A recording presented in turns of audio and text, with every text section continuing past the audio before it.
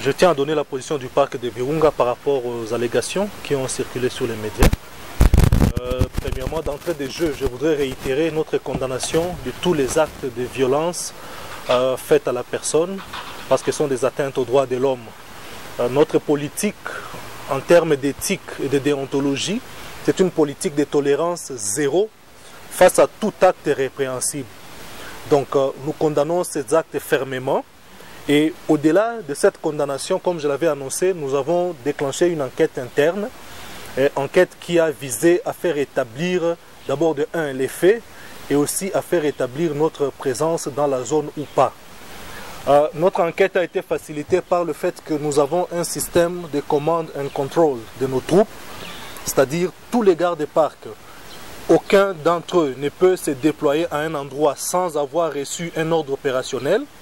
Et quand nos hommes sont déployés à un endroit, ils sont contrôlés en permanence par un système de radio géoréférencé et par un système d'appel régulier, ce qui permet à notre centre de coordination qui se trouve à Rumangabo de savoir en temps réel la position de chaque garde et de pouvoir les localiser sur une carte globale du parc. Cela donc étant dit, en temps réel, nous savons où se trouvent nos éléments.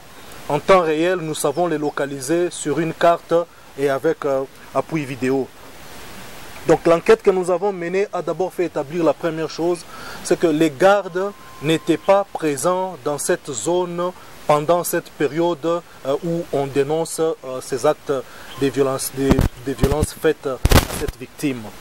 Donc les gardes n'ayant pas été dans la zone, il devient donc pour nous impossible matériellement que ce soit imputé aux gardes parce qu'ils n'étaient tout simplement pas dans la zone. Et nous savons déterminer avec précision où ils étaient, car notre système de radio géoréférencé est aussi enregistreur. Il enregistre toutes nos positions, il enregistre nos tracks. Nos tracks, ça veut dire le chemin que suivent les gardes d'un point vers un autre. Cependant, le fait que les gardes ne puissent pas être matériellement liés à cet acte odieux ne nous a pas limités. Nous avons dit qu'il faut aller plus loin. Nous devons contribuer à sanctionner cet acte. Mais malheureusement, le blocage face auquel nous sommes confrontés, c'est du fait qu'aucune plainte n'a été posée. Nous avons fait le tour des agences, des ONG internationales et même des ONG nationales qui accompagnent les victimes de violences sexuelles, tant sur le plan judiciaire que sur le plan de reconstitution de la santé. Et ces agences et ONG ne sont pas au courant de ces faits. Ce qui fait qu'il n'y a aucune action judiciaire qui a été enclenchée suite à cet acte odieux. Nous, en tant que qu'ICCN, nous avons pris nos responsabilités et avons décidé de saisir le parquet pour qu'une enquête soit menée. Que l'enquête soit menée, pourquoi? Parce que cet acte doit être sanctionné, cet acte doit être condamné, cet acte doit être réprimé pour prévenir à l'avenir. L'enquête doit être menée pourquoi? Parce que cette victime mérite qu'on lui rende justice. L'enquête doit être menée pourquoi? Parce que l'opinion tant nationale qu'internationale a droit à connaître la vérité sur ces faits. Voilà pourquoi nous avons saisi la justice tout en réitérant notre compassion envers la victime. C'est un crime odieux, c'est un crime innommable, mais au-delà de cette condamnation, nous lançons un appel à toute personne qui a des informations qui peuvent permettre à la justice d'aller de l'avant dans cette enquête, de les fournir à la justice. Nous lançons un appel aux organisations qui ont ces mandats d'accompagner les victimes dans les procédures judiciaires, de s'activer pour accompagner cette victime dans cette procédure. Nous avons besoin que la justice soit établie, nous avons besoin que les faits soient réprimés. Mais je réitère encore une fois pour dire que les gardes-parcs n'étaient pas dans la zone de Mugunga Rusayo. Le fait que les gardes-parcs n'y aient pas été ne veut pas dire qu'il n'y avait personne.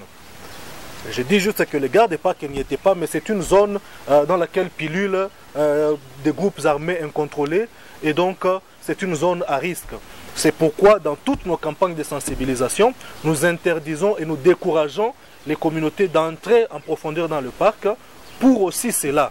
Ce n'est pas que pour préserver la conservation et la biodiversité, mais c'est aussi pour les préserver face aux affres qu'ils peuvent connaître dans le parc. Nous avons connu des accusations nous avons réagi selon nos protocoles et nous avons donc transmis le dossier à la justice. Mais sans orientation de la part des personnes qui ont des informations, la justice ne pourra pas faire son travail. Or, nous, en tant qu'ICCN, nous avons un intérêt à ce que la justice fasse son travail. Nous, en tant qu'ICCN, nous avons intérêt à ce que ces crimes soient réprimandés. Voilà brièvement ce que la communication que nous voudrions vous partager. Et nous restons ouverts à toute personne qui voudrait avoir notre soutien. Nous restons ouverts à toute personne qui veut contribuer à réprimer cet acte-là. Cela étant dit, je vous remercie pour votre attention. Merci beaucoup. On va passer à la série des questions-réponses. Votre question relance même la question du contrôle du parc. Le parc national de Virunga, c'est 800 000 hectares. Le parc national de Virunga, c'est plus d'une dizaine de groupes armés qui y opèrent. Il y a des zones que nous avons déjà assainies, telles que le secteur Agori. Il y a des zones sur lesquelles il y avait encore des défis d'assainissement, tels que le secteur des volcans actifs, mais il y a d'autres zones pour lesquelles nous n'avons même pas encore déployé nos effectifs. C'est la zone à l'ouest des volcans qui couvre Mugunga, Rusayo et même plus au nord. Donc, est-ce que tout le parc est contrôlé par les éléments de l'ICCN? C'est clair, c'est non. Alors, est-ce que le parc est infiltré par les groupes armés? C'est un phénomène qui dure depuis plusieurs décennies. FDLR, Maïmaï, tous les groupes armés qu'on connaît au nord Kivu, 90% de ces groupes armés ont une présence active dans le parc. Ils sèment la terreur, l'insécurité dans le parc, mais aussi ils y sont pour pouvoir se financer. Ils financent leur mouvement par le trafic des ressources naturelles. C'est pourquoi chaque fois que nous adressons à la communauté, nous disons, quand nous voulons rétablir la paix au nord Kivu, nous devons briser les liens d'affaires avec les groupes armés. Donc pour répondre directement à votre question, oui, il y a plusieurs groupes armés dans le parc. Mimi nataka kuuliza Mswahili, juu mimi niko Mswahili.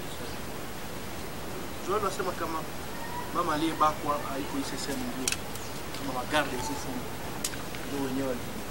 Sasa nini itafanyika ili population ya Rusayo irudishe tena confiance wakati mna ICCN? Jambo la kwanza, asante kwa swali lako. Tunapana pole kwa huyo mama aliyebakwa na kwa wakaaji wote wa Mugunga Rusayo. Unajua wakati tendo kama hii inatokea katika mahali fulani inagusa watu wote. Na kwa wale wakaaji tunasema kama sisi tunatumika pamoja nao. Wakati tuliona kama bagarde park bakukua na hiyo fasi ile siku hatukuishia pale. Sisi tukaenda kuona serikali kusema inafaa serikali imtetee huu mama, inafaa serikali imusindikize huu mama ili apate kurudishwa katika haki yake, na wale ambao walimtendea hiyo tendo wapate kuadhibiwa.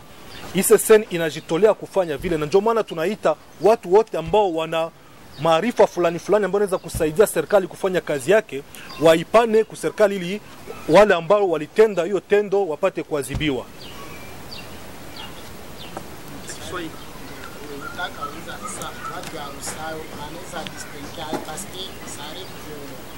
Inafika wakati wale wa group arme wanabeba denizeni, kama watu wa Rusayo wanaweza fika kudistingue kujua kama hawa ni wa garde du parc na hawa ni wa bandi. Kitu ya kwanza ni kusema garde park ana comportement yenye ko loyaliste, yenye ko legaliste. Garde park hawezi kukuchunga akutie ambushi mpori, hapana. Garde park hawezi kuambia umulipe franga juu ufanye commerce makala, hapana. Garde park kama wako 10, wote 10 wanavala tenue sawa. Hata kama wako 15, wote 15 wanavala tenue sawa. Ukiona kikosi umoja anavala tenue kujifanana, wengine wanavala tenue kujifanana, maana wale si wa garde park.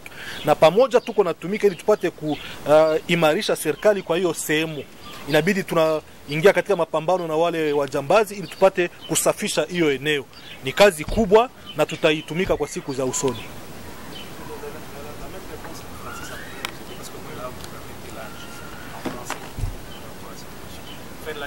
Oui, oui. Nous voulons dire que les gardes-parcs sont un corps constitué, un corps caractérisé par la discipline, et la discipline passe aussi par le port de l'uniforme. Quand on dit uniforme, ça veut dire nous sommes tous d'une même forme. Uniforme, ça veut dire s'ils sont à 20, à 50 ou à 100, tous sont en uniforme distinctif, en un seul. Ils portent tous les mêmes couleurs, les mêmes insignes. Si vous voyez un groupe de 20 personnes, dont une a une tenue qui ressemble à l'ICCN et les autres n'en portent pas, ça ne peut pas être un groupe de gardes des parcs. Les gardes des parcs sont structurés comme un corps. Et deuxièmement, les gardes des parcs se distinguent par la discipline. Ils ne peuvent pas se tenir dans le parc en train d'attendre les trafiquants pour leur soutirer de l'argent moyennant passage. Non. Tout corps qui se comporte comme cela n'est pas un corps de garde-parc. Nous avons un corps discipliné, nous avons un corps bien formé et un corps bien suivi. Ce n'est pas seulement de la bonne volonté de la part des gardes-parc, mais c'est aussi la peur de la sanction. Parce que la sanction existe et notre régime, c'est un régime de tolérance zéro. Sanction équivaut à révocation full stop. Il n'y a pas de spéculation sur ça.